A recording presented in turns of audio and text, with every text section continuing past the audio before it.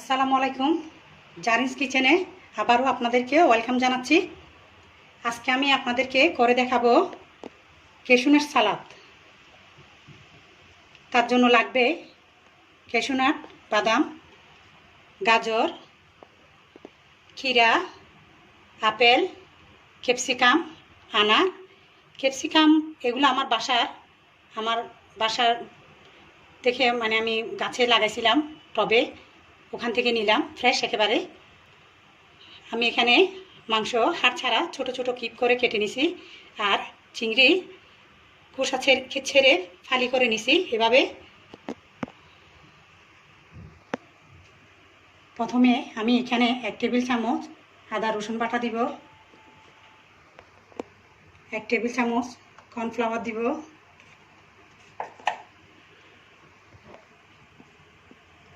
1 table চামচ ময়দা,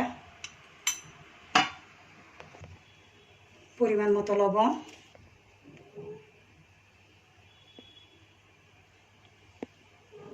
1 চা চামচ সয়া সস, একটা ডিম। সবগুলো ভালোভাবে মেখে নিব।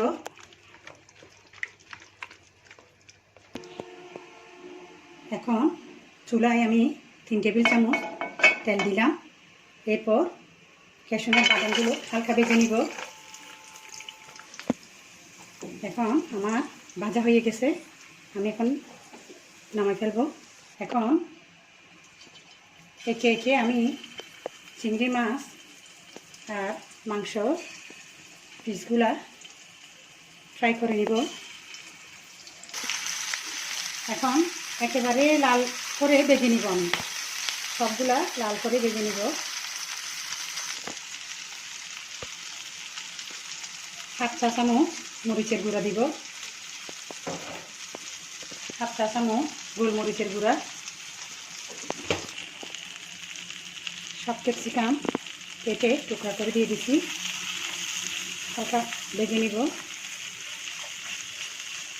3-4 পিস কাঁচামরিচ দিব,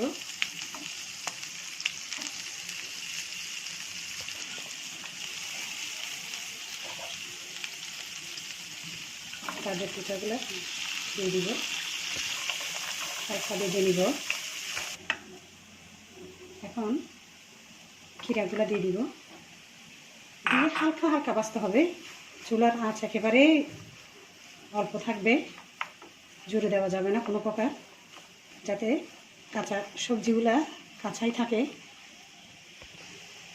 আধা কাপ টমেটো সস দিব,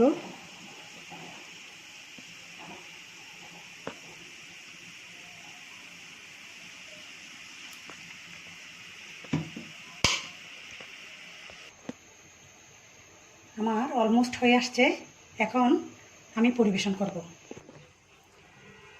আমি এখন আমার শেষ অবস্থায় আমি আপেল কুচা করে, কাঁচা আপেল, কারণ আপেল চুলায় দেওয়া যায় না, কাঁচা দিতে হয়,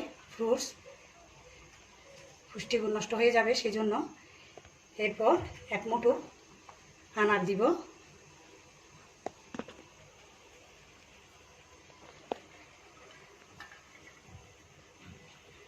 এরপর পেঁয়াজ বেরেস্তা দিব। কাঁচা পেঁয়াজ দিচ্ছি না, কারণ পেঁয়াজ বেরেস্তা দিলে আলাদা একটা টেস্ট লাগে। সবশেষে কাজু বাদাম,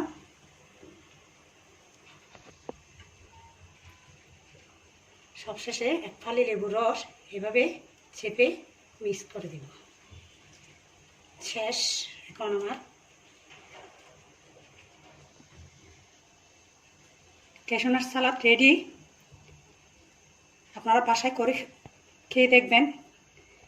আর আমার ভিডিওটি ভালো লাগলে অবশ্যই আমার চ্যানেলে সাবস্ক্রাইব করবেন।